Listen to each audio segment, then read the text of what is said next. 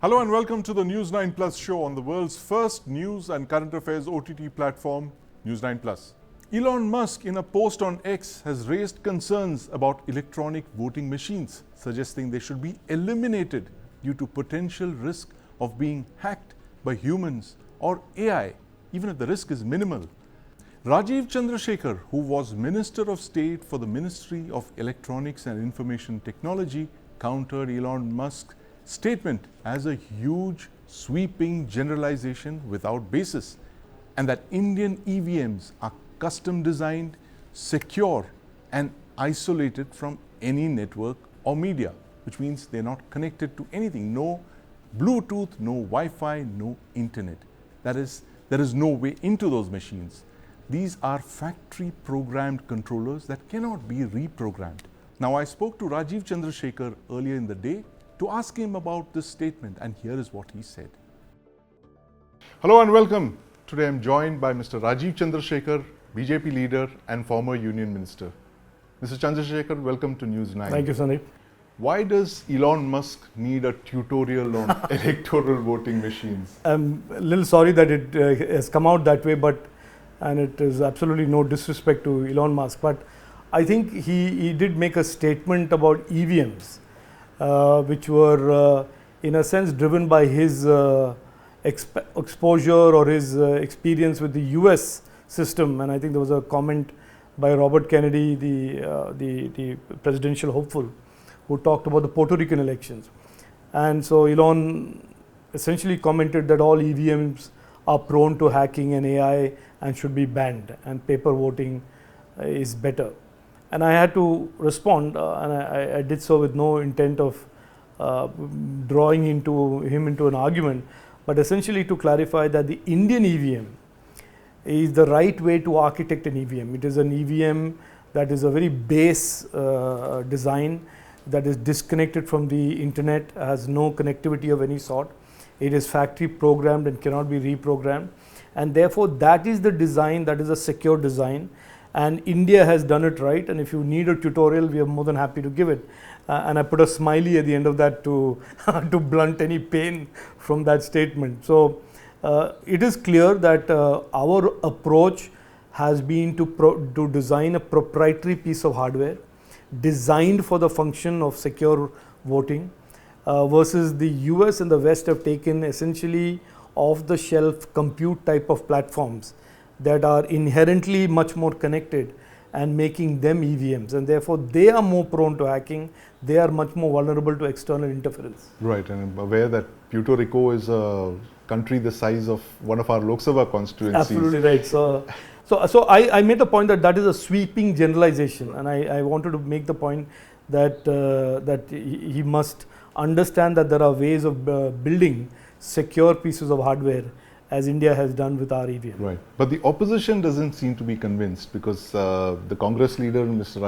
Rahul Gandhi, came out with a statement saying the EVMs are like a black box, and we really don't know what's in them. No, I'm not sure that it is in my capability to explain to Rahul Gandhi, the deeply knowledgeable intellectual that he is, about black boxes or Jupiter escape velocity or potatoes turning into gold. He obviously certainly is much more well versed in these areas that I am, but I am saying as I see it, which is that these are very secure pieces of hardware, and of course there will be this political noise that the Congress party is not the first time that they are doing this.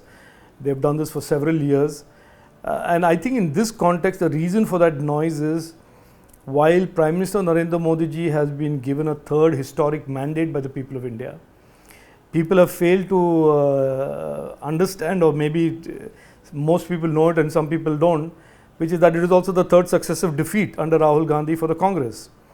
And so therefore, to keep his own flock sort of distracted, you sort of flay around and cast aspersions on the EVMs, and if that doesn't work, cast aspersions on something else, and if that doesn't work, look for a third issue.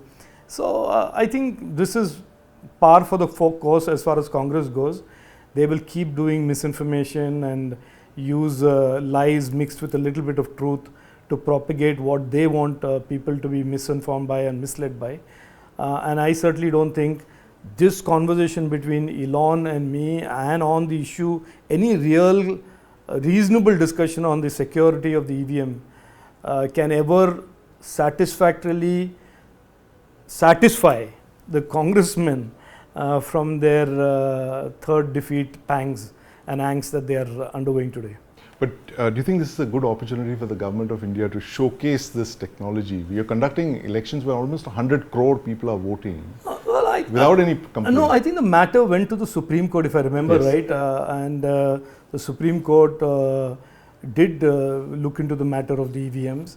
And in any event, if the government says something about the EVMs, it's not like Rahul Gandhi is waiting for the government to clarify. He is not interested in any clarification.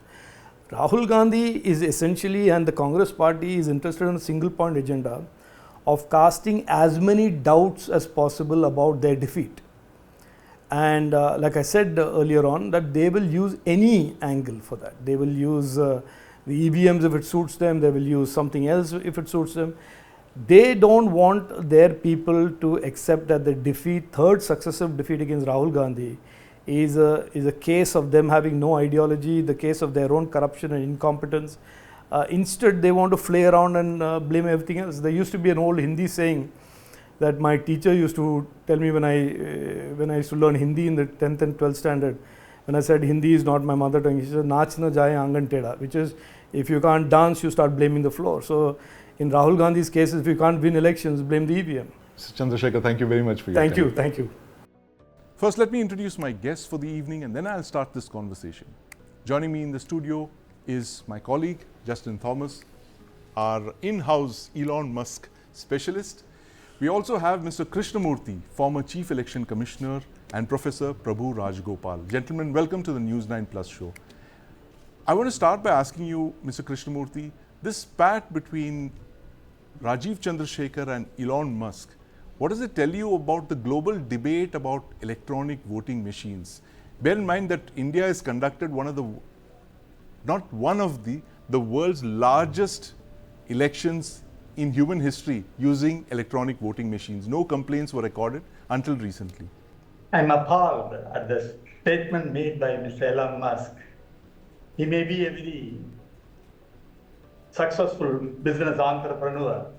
I question his authority to talk about the Indian electronic voting machine. Has he had a look at the machine? Has he made some kind of a test?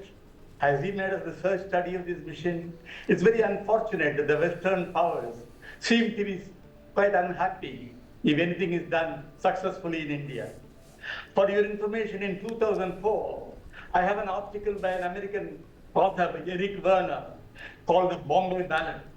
It is on September 29, 2004. He gives a glorious tribute to the electronic voting machines. I'll read a limited portion of what he has said. Remember the Cold War take off Soviet and American scientists being to solve the problem of writing in zero gravity. Yes. NASA spent decades and millions of dollars developing the high-tech American pen. Solved the problem another way, they just used the pencil. This seems to be the case as the world's largest democracy, India, and the world's most powerful, the United States, scramble to solve another technological puzzle. How to count the votes accurately and transparently. This is what he has said in the article. Of course, he has long justified how the Indian voting machine is superior. He further says there is no networking in the Indian electronic voting machine, and it is far superior. And here, the man thoroughly says all electronic voting machines can be hacked. I am surprised. What authority has he got to question the credibility of the Indian voting machines? I have no doubts whatsoever. It is India's pride. It is operating on its own battery, and there is no question of any internet or OTP or networking problem in this machine. I wish Elon Musk comes here and spends some time with our the Bharat Electronics and Electronic Corporation of India, who manufactures this machine with a remarkably low price. So I have no doubt that Mr. Elon Musk has no authority to question the credibility of the Indian machine. Absolutely. Professor Rajgopal, you've been at the forefront of EVMs. You did this voting in the IIT for the next generation of voting, that is vote from home, vote from anywhere. I mean, if what you've suggested is implemented, I mean, even EVMs could be passé. But, you know, coming back to what Elon Musk said, he got into this spat with Rajiv Chandrasekhar on X, where he says anything can be hacked. I'm sure it can be, but as of now, as on date, as of 2024, do we have a system better than the one that exists? The EVMs that India just use for its election. So the EVMs, as the Honorable Election Commissioner says, are beautiful because just like Rajiv Chandrasekhar rebutted Elon Musk, right? You cannot hack a toaster or you cannot hack a calculator, right? Because right, these are not networked. So I think Elon Musk is coming in from a very specific, world where everything is intelligent and everything is networked. Right. So you're talking about machines that are a generation or two, behind deliberately by design, right? So therefore, the EVMs provide us a very, very strong basis for a non-corruptible election. But the caution is that they are two generations tech-wise behind. So what we have been working on is a way in which we can come to the latest generation, which is what we call as the Industry 4 or Industry 5 standards, which is all about network systems and so on. And then how do we still preserve the integrity of the data the way EVMs can work? So the major challenge with EVMs, and it's not a challenge as such, it's more of a logistical issue, is that counting has to be done, and it can take half a day to it can take about a day, while it is generally completely tamper-proof, but it takes a while to count those numbers. So what we've been trying is we've been proposing a blockchain-based system, and again we are not proposing a system where all computers are networked, because that will then lead to exactly what Musk is cautioning against, saying that anything can be hacked. Anything can be hacked provided it is on a network. Right. So what we've been saying is we can have an internet of intranets. That is, there are local networks that are completely isolated from a global network, when only a hash is passed along from the local to the global. And this way, once you have the data on a blockchain, for example, counting becomes automatic, and that will be the biggest advantage of what we are proposing. And perhaps it could even be a hybrid of previous generation. Voting machine like what we have, but with a little bit of an add-on, like when Reliance tried to convert a 2G machine into a 3G device, for example, they just had an add-on box. So yes, we could do something similar as well in this context. Right, absolutely. So, I mean, Professor Rajgopal, they're already talking about the next generation in EVMs. Possibly that's what Elon Musk was hinting at, Justin, when he said that, these network devices have a problem, they can be hacked.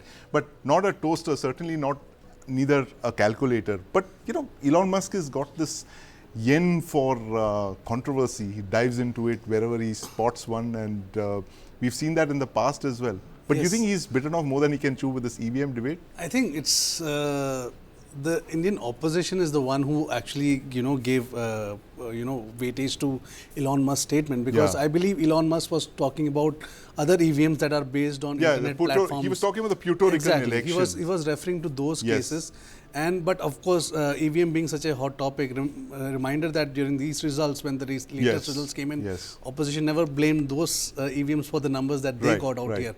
So clearly, the heat was generated by the opposition parties here, which compelled the government representatives and the government people to respond to those very specific charges. So I think Elon Musk in this case has been caught in the crossfire between the government and the opposition. Exactly. Mr. Krishnamurthy, that's what seems to have happened here. Elon Musk is, of course, just triggered off the debate, and the opposition has latched on to it, because Congress leader Rahul Gandhi has said pretty much the same thing. He said, look, EVMs are a black box. We don't know what's going on inside there. And this is an old debate that's been on for several years.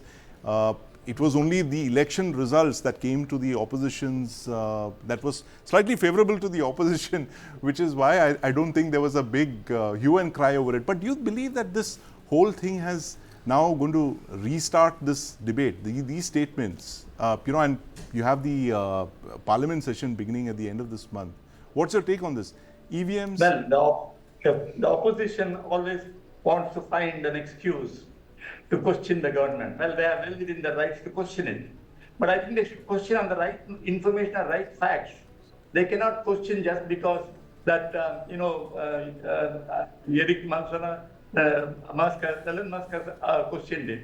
They must have the basis. I would like to know whether, I'm not asking any individual, any member of the opposition party, has he had a look at this machine, had an examination of this machine?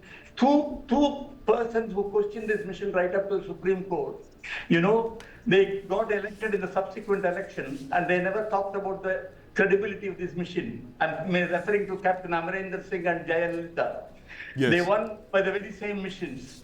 Yes. And just because it's an excuse to question the credibility of the machine, it is not to be carried on. And I have no doubts the opposition will certainly question it. Right. Well, they are well within their rights to question it. Yes. But if you want to really improve the electronic voting machine, like what Mr. Rajagopal said, if you want to bring some changes. Yes. But don't go back to the ballot system. It's the worst system where we have had history of misuse of the ballot paper system.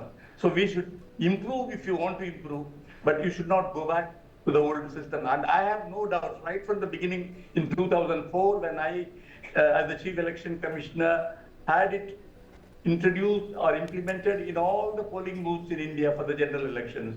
I had no doubts then, I have no doubts now. It is the most credible instrument, and we as Indians should be really proud of these local machines.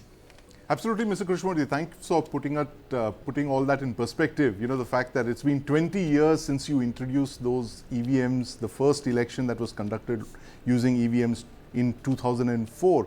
But, there's an entire generation of Indians for whom EVMs are now like, part of daily life. They're like the internet, they are like computers, they are like Wi-Fi. We don't know what the, what life was before all of these technological breakthroughs. But for the India that doesn't know what elections look like before EVMs arrived, give us a sense of what it was like, what an absolute nightmare it was for the Election Commission to manage this, voting with paper ballots. Tell us what it was like pre-2004. But I'll go right from the first election in 1951-52, when I think Mr. Sukumar Sen was the Chief Election Commissioner. I think he deserves to be recognized for a Bharat Ratna award, because he's the one person who conducted the first election, and where a ballot box was kept for every candidate initially. He had to prepare the voter register. He had to ensure that anybody who had an authentic citizenship record, he had to be allowed to be voted. And a kind of mammoth or massive work, he had to prepare the manuals for the polling officials and so on. And over a period of time, gradually we introduced the electronic photo identity card.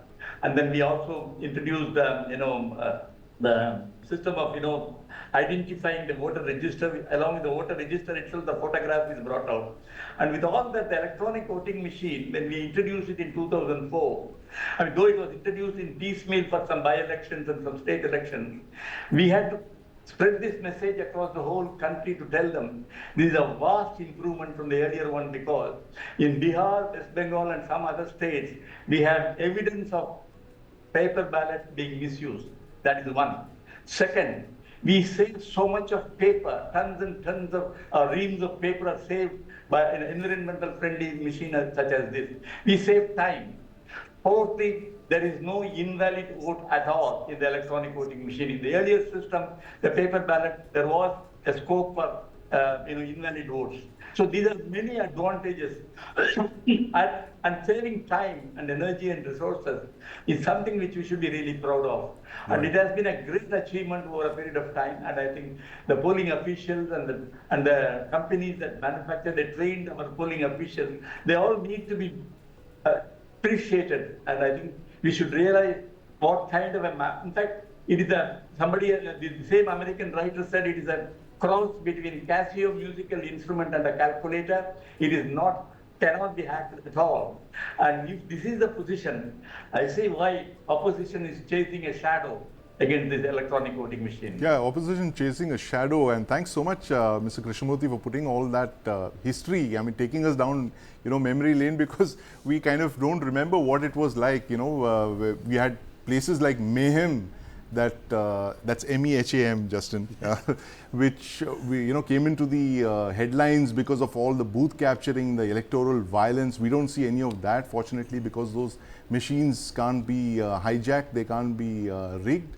But Professor Rajgopal, tell us, the Supreme Court came out very strongly recently in favor of EVMs, and they kind of said, you pronounced the last word on it. What were the kind of tests that the court was shown, based on which they made that final judgment? The Mark III machine, they said, cannot be hacked. Tell us what they actually saw. Without getting into the technicalities, actually, even the electronic voting machines, the way they have been qualified, the first election may have happened in 2004, but there were many trials conducted before that, and even later, together with the participation of both ruling as well as opposition parties. Election Commission does not, I cannot, Mr. Krishnamurthy is here, but I can just say the Election Commission does not take on any technology without extensive trials. Yes. As such, right? Without extensive, double-blind scientific trials. And I think these were the kinds of trials that were shown to the Supreme Court, because of which they've made the judgment.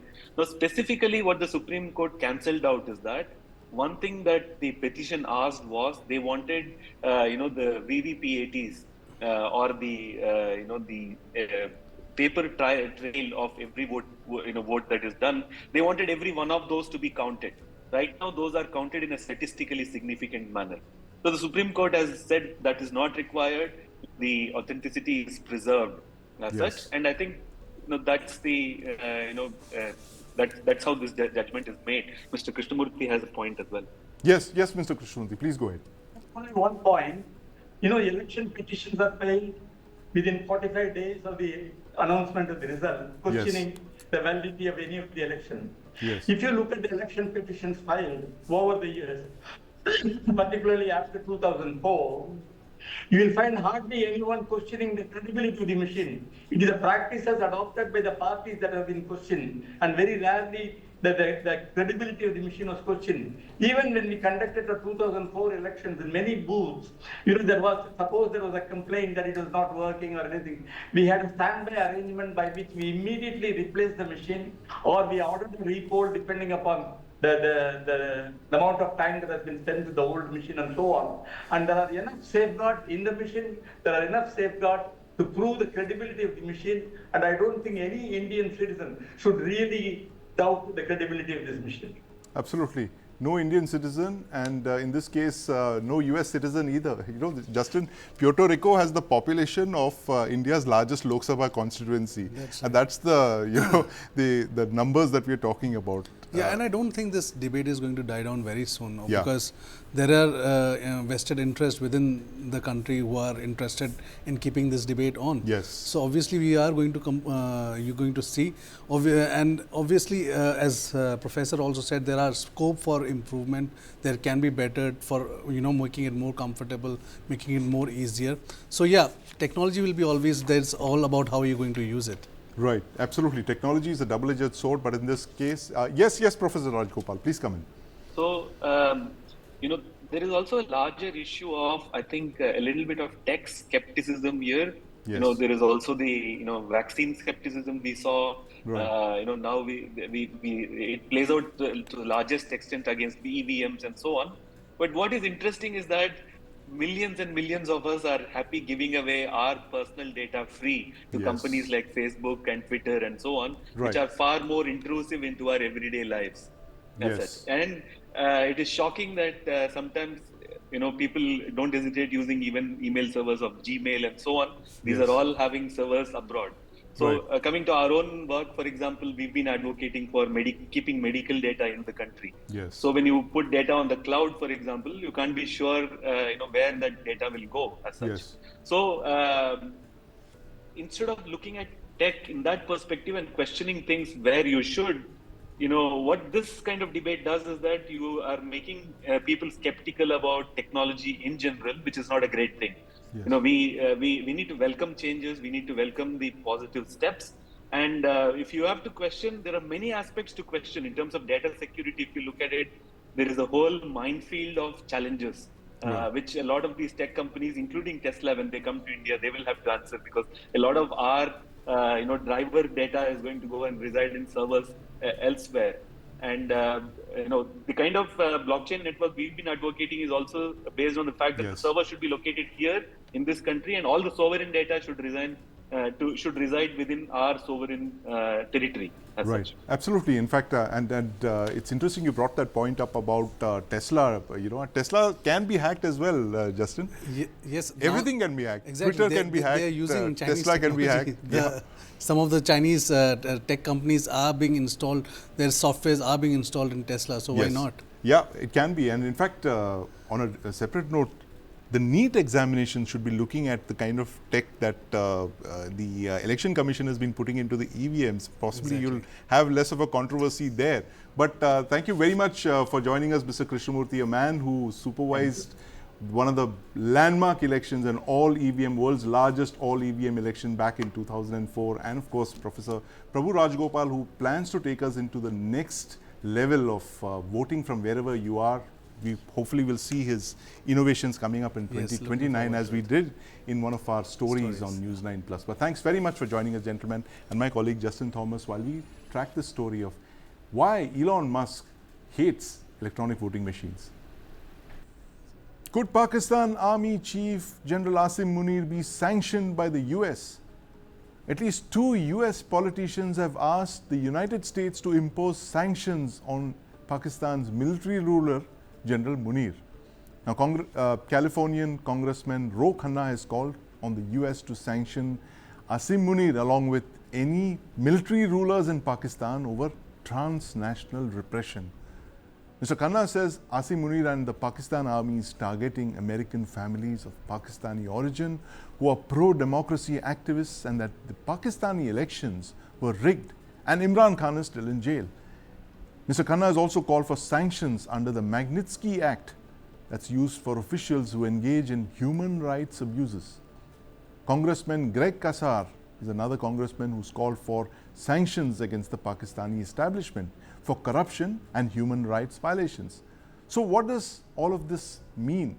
Will Pakistan be under sanctions? And if they indeed were under sanctions, what would it mean for the Pakistan military and for Imran Khan and his freedom?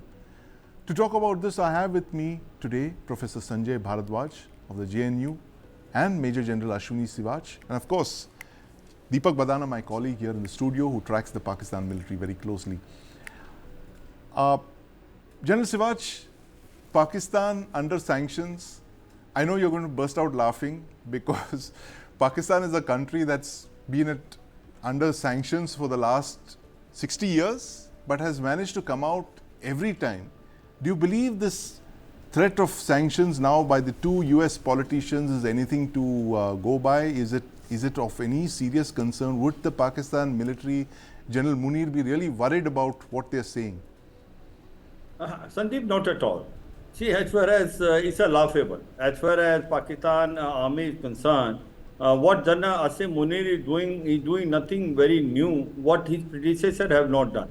Yes. Throughout the time when the Pakistan has got independence along with India in 1947, 50% time it is ruled by the Pakistan army directly, and 50% time it is indirectly. Right. So, everyone knows that every country has an army, but in Pakistan, the army has a country. Right. The actual power in Pakistan does not flow from Islamabad, but it flows from General Headquarters, Rawalpindi.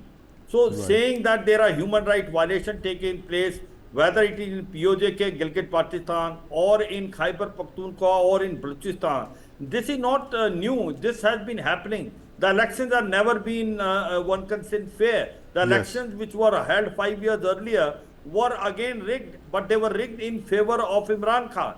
But this time the elections were rigged in favor of PMLN. So the question is only ki they are rigged for whom? Otherwise, rigging has been a part and parcel of Pakistan politics. And as far as the Chief of Army Staff is concerned, it is very, very important for Pakistan to maintain good relation with him. Yes. Remember that the Pakistan Army is the closest to the American Army in South Asia. They have the best of the relation because after the Russians have come in Afghanistan and thereafter, they have always maintained the best of the relation. The training is being done jointly. Also, a lot of weapons and all were given by Pakistan to Pakistan by America. So the point today is General Asim Munir has recently gone to US and he stayed there for 7 days. Yes. No, a chief of army staff of a nation staying in a country like US, which is a superpower, for 7 days, it is something to watch out. The reason is simple. The Pakistan is again becoming a frontline state because what is happening in Iran and Afghanistan is a cause of concern for America. And America needs bases in Pakistan, and Pakistan is more than willing to give it because it is in economically disaster. Today it is in such a crisis that the debt is more than $200 billion. So therefore, for giving them the bases in Balochistan is not a big deal. So therefore the question comes here, US is going to make full use of Pakistan and Pakistan bases to keep an eye on Iran and Afghanistan. The way the geopolitics is taking place in West Asia, now overnight Pakistan has again become a frontline state. Absolutely. So, General Siwach, you've hit the nail on the head there by saying, that how Pakistan manages to bounce back every time because it simply is the frontline state. Either it's the war on terror, it's the war against the Soviet Union in Afghanistan, it's the, the alignment, the realignment of the US with China. And in this case, it's this new emerging frontline status that it seems to be getting because of the insurgencies in Iran and Afghanistan, of course, the Taliban. But Deepak, that list that you were going over just a little while ago, what does it tell you about the number of sanctions that Pakistan has been under, especially the military? I mean, it's incredible how they've managed to get their way out of 1965 to 2024. I mean, they were sanctioned when they did their first atomic blast. Yes. They've been sanctioned under, every single rule. And in fact, the US would have to meet some, the US president would back in the day, have to make some exception every single year. Right. Under a waiver, right? Yeah. A Brown amendment. The Pressler amendment. The Pressler amendment comes in, then you have a Brown amendment. Wherein the US president would say that yes, Pakistan is not using its nuclear program for any untoward thing. All the while that Pakistan was supplying nuclear materials to Libya, to North Korea. Yes. And even so, Pakistan was the primary recipient of a lot of American aid, particularly like financial. Right. So they've made their way out every single time. But to me, one of the things that is curious here, that for all the talk of pivoting away from the US, the Pakistani military establishment is deeply linked to the US. Yes. I mean, recall Papa John's and General Qamar Javed Bajwa. Yes, of course. So the best place to invest your money in. So in case these sanctions do come about, the Pakistani military is going to find themselves in a very uncomfortable place, something that they've never really faced. Right. But, Professor Bharadwaj, the Pakistan military and sanctions, it's like saying that, Pakistan military, it's like part of daily life for them for the last 60 years. So why do you think that this new threat by these two US politicians, of course, they have taken up cudgels on behalf of a very brave Pakistani journalist who's presently in the US and he's facing grave threats to his family. That's Wajahat Saeed Khan. But the larger picture of the Pakistan military under sanctions over the last 60 years, as we've just been discussing, doesn't seem to be a very happy one. They've learned to live with sanctions. They've learned to fight with the, run with the hares and hunt with the hounds. Tell us why you don't take this very seriously, 2024 sanctions against the Pakistan military. I will come on this point later, while I will talk about the sanctions and while I'll talk about the US carrot and stick policy. The way they have the sanctions are always used as a means to take favor from the military generals, the military Pakistan army. That has been the history of Pakistan-United States relations. Right. But we come before that, why Pakistan army so important in Pakistan, and why the democracy could not institutionalize in Pakistan. Of course, that Pakistan's movement was not a democratic movement at all.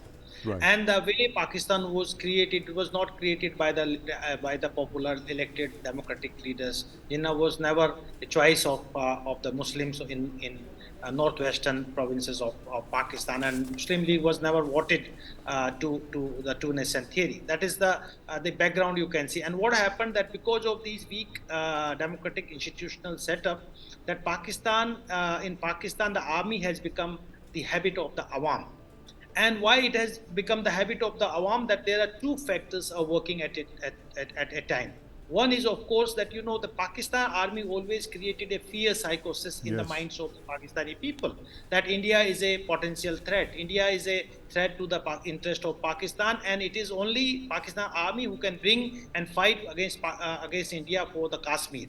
And Islam is also in danger. That is one theory they always work, and they sustain themselves. And second theory, that whenever there was some resistance within Pakistan, they have suppressed by force in Pakistan. And you have seen in the recent past also, the first time the establishment has been challenged by the Imran Khan and his brigade, that and the way it has been attacked the army establishment in recent past. So you can see, but it has been again suppressed by the Pakistan army. Now I'll come with the Americans. Americans had very clear interest in this region, South Asia. Right. During Cold War period, you can see that they wanted to contain USSR, and for that they were giving any kind of relief or any kind of support to the institutions who can support the Pakistan's Americans' interest in this region. And Pakistan army was willingly supporting, because they did not have democratic support, and they were having the problem of legitimacy. Now China is emerging as one of the another factor in South Asia, and now Americans, they want to contain Chinese in this region. That is one factor that they are cultivating and trying to cultivate the Pakistan army and Pakistani military generals, and that they are not bothering about democracy. While I'll talk about democracy in the virtual democracy summit, what they did, they did not invite Bangladesh, but they invited Pakistan in the virtual democracy summit. So the double standards of the US can be witnessed. Now it is coming that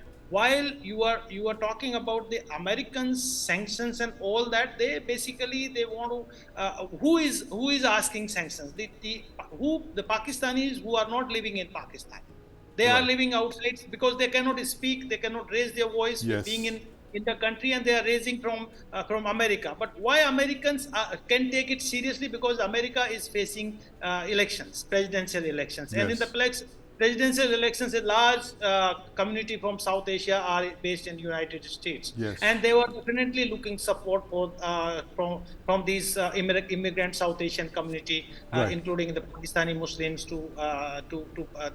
in the elections. So there could work, but it would work very for the short time. But the long term, that Americans have very close and very deep interest in South Asia. One, of course, I talked to China, and second is war on terror, and that there General Siraj already talks about Afghanistan and Iran. These are the two countries that you can see. And of course there are also issues, Xinjiang province of China, the Muslims, and there are multi factors they are working, that the American interests are always intact, and Pakistan is remained always frontline state. Absolutely. Thank you very much, Professor Bharadwaj, for putting that in perspective. America's interests in Pakistan, it's always been there for the last 50 or 60 years. That explains the reason why Pakistan seems to get a free pass every time it does something, whether it is building nuclear weapons or promoting terrorism across the border, or indeed in this case, as it emerges, repressing its people, rigging elections. But thanks very much for that perspective, General Siraj, Professor Bharadwaj, and of course my colleague Deepak in the studio here with me. Asim Munir under fire. How long? We'll be watching.